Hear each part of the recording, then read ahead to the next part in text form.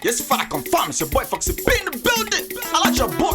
The chop out of them and the fry out plantain. Cut that music. I can't sit down. The ginger is so much inside of me right now. I'm just jumping on the spot right now. The ginger is so internal. Ladies and gentlemen, welcome once again to another episode of the Africa Today Show with your tag Foxy P in the building confirm. I'm knocking everything out of the building right now because I've just drank NyQuil because of this catarrh that I have. Yes, I have catarrh right now. So because of that, I drank NyQuil. And I know that if I sit down like this thing and take over and just disrespect me and I'll just sleep and I won't give you what you need. Yes, it's true, confirm. So that's why I'm giving it to you hot, fire. I know I might be speaking fast, but it's not because I'm speaking fast. You're listening slow. Let's go there. Too many things have been happening in Africa. Crazy. Let's go to Gambia first of all. Gambia is a country right there in West Africa. Yes, their president has been there for almost like since 1994. Anybody that can do the mathematics, do it right now. Type the answer inside the comment section. Let me know that you have sense. Confirm. You can tell the children that didn't do common entrance. Just like, oh, my parents just took me abroad.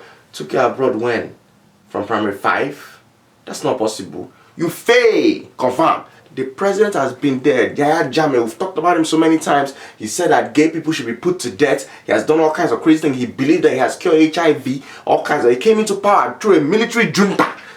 Anytime they start using terms that don't even seem like it makes sense to you, they're trying to deceive you. He was a military man. He came in using coup plotting. Confirm. He entered power and he discharged everybody that was in charge before him. And boom, he entered there and he has locked down everything since then. So all of a sudden, he do election and the opposition win. And when the opposition win, the guy come out and say, I agree with the winner. And I was like, dang, this really ain't happening.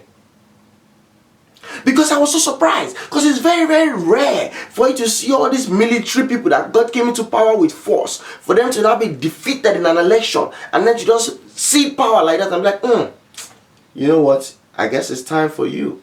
The guy, because he's a heavy Quran boy, he's on a Muslim parole. He said, you know, it's the will of Allah. It's time for me to retire and just go and chill in my village. And boom, before you know what's happening, within like a week or two, the guy has come back. What did he say? He does not agree with those election results and he has cancelled the whole thing. So now, let me throw something at you, ladies and gentlemen, boys and girls. You know, sometimes you have to study things that are happening to understand the roots of the evil. Yes, one of the things that happened was that the guy really considered the election. He considered the fact that he had been defeated. But the way that the Gambian people were merrymaking, it was too much when it was like, dang, these niggas really hate me that much? But, oh. You know, there's sometimes when your senior brother can, maybe you're about to eat food, and he's like, you know what, you seem like you're hungry, just go ahead and eat it. And then you come in his face and I'm like, I'm eating all the food. And I look at you and I'm like, you know what, that's true, I'm still hungry, come here. Give me that food. Or sometimes he doesn't even want to eat the whole food, so he just chook on his side. Go around, take the meat. One timer. You can't do anything about it. That's exactly what happened. The opposition party was already out there talking about that. They will send him to jail. They will crucify him. They are going to prosecute him for all the crimes that has happened against humanity. And they called one thing that every single African dictator hates and feared the most.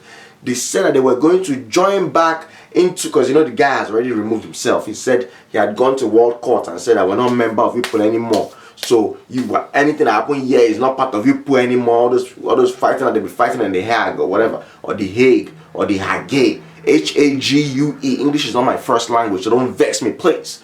The thing is this: the guy had already removed this country from those court system, and then people were not saying that the opposition party said, we will join back, and so that way when we join back, we can make sure that you'll be prosecuted for your crimes against humanity, and we're going to send you to the United Nations Human Rights Commission, and we'll send you to the World Court where they will catch you. Now, if you look at the World Court, unlike most nations or most continents, I will say that African leaders are predominantly inside the jails of the World Court. That's where they have Charles Taylor.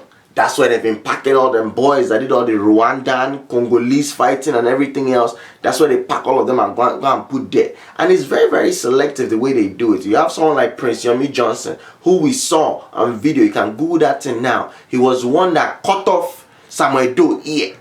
In real life, we saw it, Kurokuru. He's still a sitting senator right there in Liberia. No time that the World Court has ever come and carry him for human rights abuse. No. So when they now told Yahya Jammeh that, oh man, we're going to make sure that court come and carry you. So when the guy's eye open, he said, hey, now these people are wicked.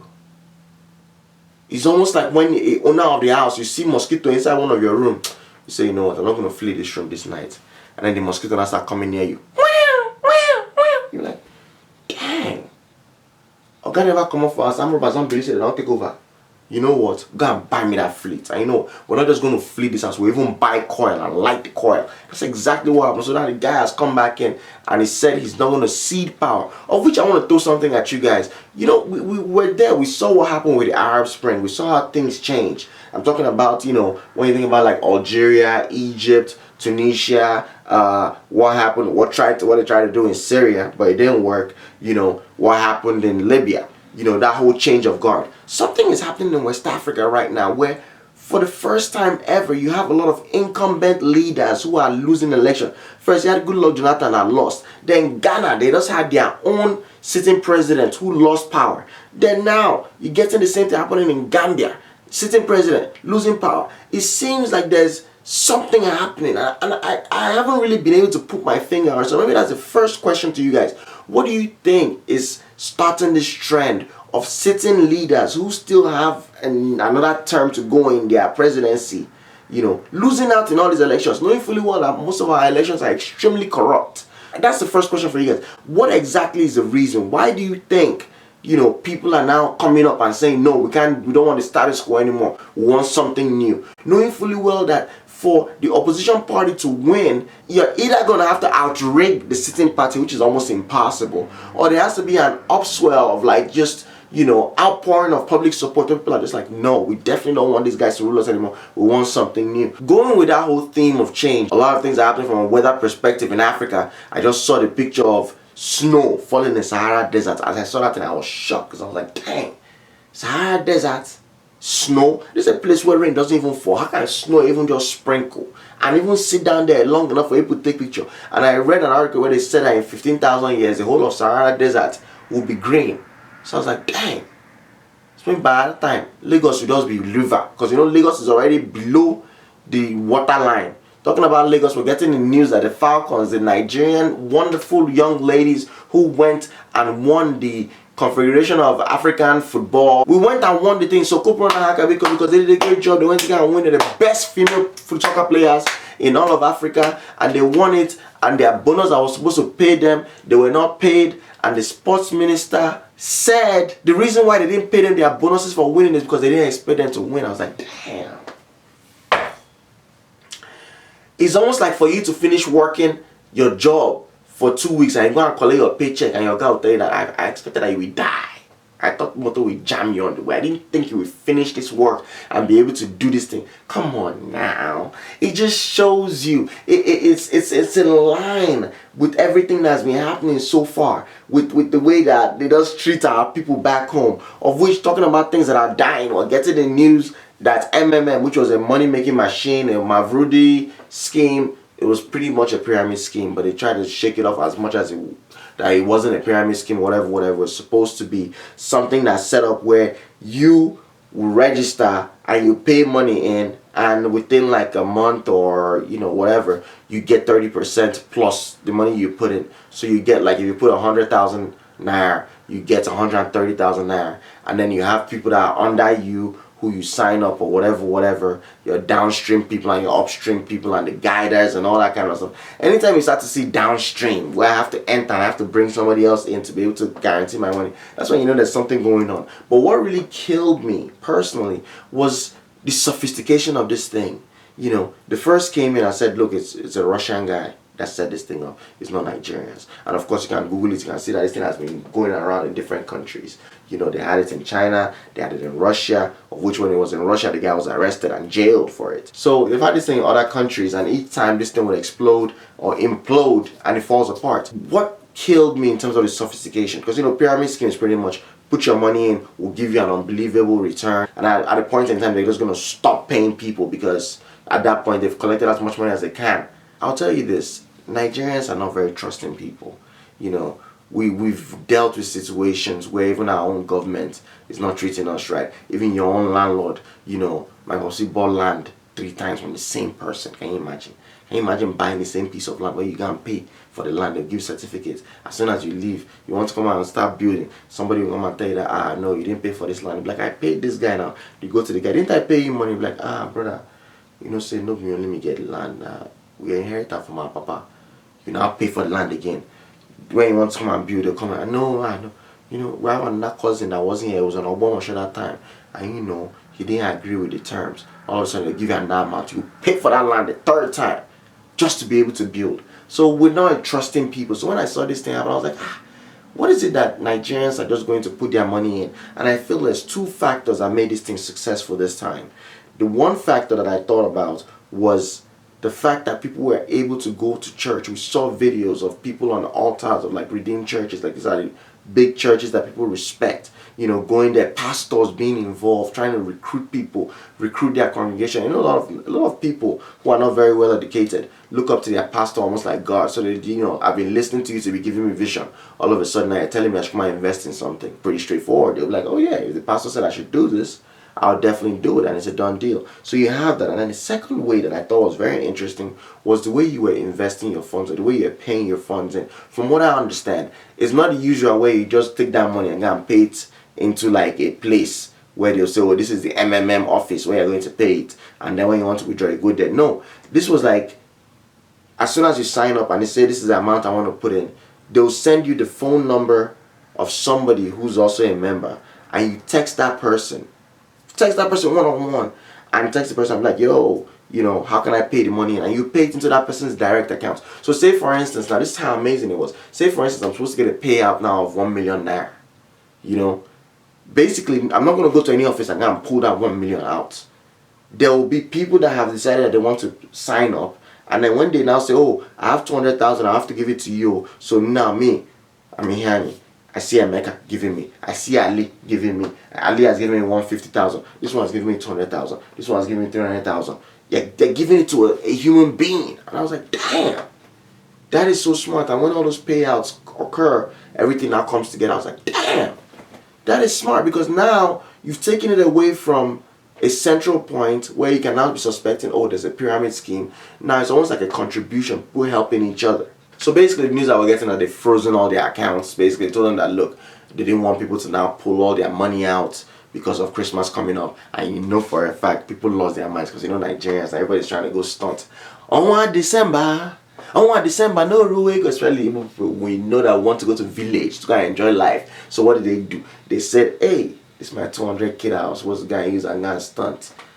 I can put this money inside. This money will bump picking and bump picking and bump picking. You know what? Let me double down. Instead of 200,000, let me put 1 million. So that way it can turn into 1.5. It can turn into 1.7. And I can go and stunt and just can destroy those people that said I would never amount to anything in the village. So they went to go and put their money in, and now the thing has been frozen. And they told them that they should relax. It's going to be unfrozen in January. They can go and pull out their funds and get all their profits and everything else. But the interesting thing is, this is the same way it collapsed in Russia. This is the same way it collapsed in China, where they didn't just pull the money out immediately because they were afraid that a lot of people committed suicide and killed themselves. So instead of doing that, it's a gradual process where they freeze the whole thing. They're like, look, the money is frozen. Everybody's money is frozen there. Don't be, there's no mad dash to go and get your money. It's frozen right now.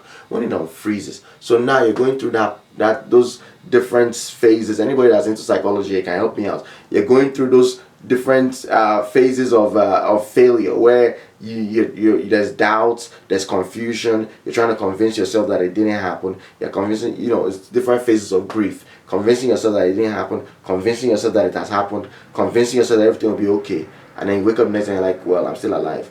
Second day, third day, fourth day, fifth day, maybe that 300,000 has died. I don't really need it, and I can still survive without it. And boom, after like a month, when they tell you that the money is gone, you're probably not gonna go kill yourself. But they don't understand Nigerians. So we're already getting the news that in Ibadan, one man already killed himself in Lagos. A guy that was planning his wedding, that went to go and double down the money that him and his wife had contributed for the wedding, went to put it inside. The wedding is supposed to happen just before Christmas. They told him that thing is frozen. So right now, your money is inside sock away, waiting for someone to flush that toilet so you can enter deeper into the sewage. Talking about news that's happening in Africa, we're getting the news that they have the Headies Award. Headies Award is one of the biggest award shows that they have in Nigeria. And I thought this was very interesting. They had nominated Tekno, the guy that sang Pana, Baby Pana, you know, you like cassava, I get big cassava. And then when I now showed him on the internet, you can now see that he only has his plantain chips. But it's all good. I don't understand how men will just come out and talking about how big their penises are. It's one of those weird things. Anytime you hear a man talking about how big his penis is, it's probably a cue for you to know that there's really nothing there. Because if you have to advertise something, that means what you're selling doesn't make sense. Since the beginning of time, Gary they sell for market, you don't get adverts, confirm. So Tekno came out and they nominated him for an award, and he felt disrespected by the award. They nominated him for the Best Newcomer Award. But he's looking at it like, I've been in this business for almost like 4 or 5 years. Why are you nominating me for this award? I do not need this award. I'm not a newcomer. I appreciate the fact you consider me the best newcomer, but I'm not a newcomer. I've been doing this thing for a while. And the guy is actually right. I mean, he was signed to MMM, which is Yaya's thing that he was doing that he has left them. Yaya has left them now. But the guy was signed a long time ago, almost like 2-3 years ago. So I'm like, he's not a newcomer. It's almost like someone giving me like the best new comedian award. I'll be like, dang, are you trying to shade me? You're trying to disrespect me that, oh, just because today you woke up and you now know me. That doesn't mean I just started. You know what they say, it takes 10 years to be an overnight success, of which I've been in this comedy thing 6 years now. So I have 4 more years before someone is going to look at me and be like, dang, look at Foxy P. Just blew from out of nowhere. Confirm, that's how this life is. So the guy was upset. He said, he didn't like it. Then the Headies now came and released a letter. This is almost like a month or 2 months after he had said initially that he doesn't want the award, that they have redacted or retracted their nomination. So he's no longer not being nominated for the award, and at this point in time it's irrevocable. They wish him luck in his future endeavors because he refused to show up for all the photo shoots, refused to do all the promotional things he was supposed to do as a nominee, refused to do all the things he was supposed to do to get votes. And I was just like, it's only in Nigeria that you see something like this, where somebody will knowingly come out and say, look, me myself, I don't want to participate in something, and even after you say I don't want to participate, people will still come and castigate you for refusing to participate. It's almost like you're just walking past someone and they're like, wow, we want to nominate you for the most beautiful girl in Nigeria. Like, I don't want. Just look at this one. Just because I want to nominate you as most beautiful girl in Nigeria. Look at your head, your forehead looking like uneaten mango. Look at your nose, like puff that has not even done. See her teeth. The dolphin jump inside your mouth and spit. This little nonsense don't even make no sense. Don't be disturbing your life. It don't make no sense. But I appreciate you guys so much. I thank you for your support for the scholarship idea that we have. I'm still ruminating in my mind. If you have any suggestions on how we can make the scholarship work out better, please don't hesitate. Leave a comment below. Let me know how you think we can make it work. I'm thinking 2 scholarships, one for guys, one for women, maybe $1,000 each. You know, and then we'll put it on GoFundMe. GoFundMe is kind of funny though. They take like almost like 30% of the money, which I think is weird. Usually people go on GoFundMe to tell you that, oh, my mother has a heart attack or my dad has high blood pressure and we need money for urgent medical care. And you guys would actually take more money. I'm talking about GoFundMe. Knowing fully well that that's the reason why you were put together. You take more percentage of their money than Eventbrite that's used for purely commercial interest. It doesn't make any sense. But what do they say about this life? Most of the things that we know don't make sense. That's why we always have to believe in ourselves, because we can't lie to ourselves. Or maybe you do. Make sure to subscribe to this show. I see a lot of people watching this thing now. And I know click subscribe. That's why you'll be hitting me up on Twitter. Foxy P, when is the New Africa Today show? When it has just dropped. When it has just dropped, how will you know? Click the subscribe button. Don't be a tout. The ginger is in Tana. Confirm.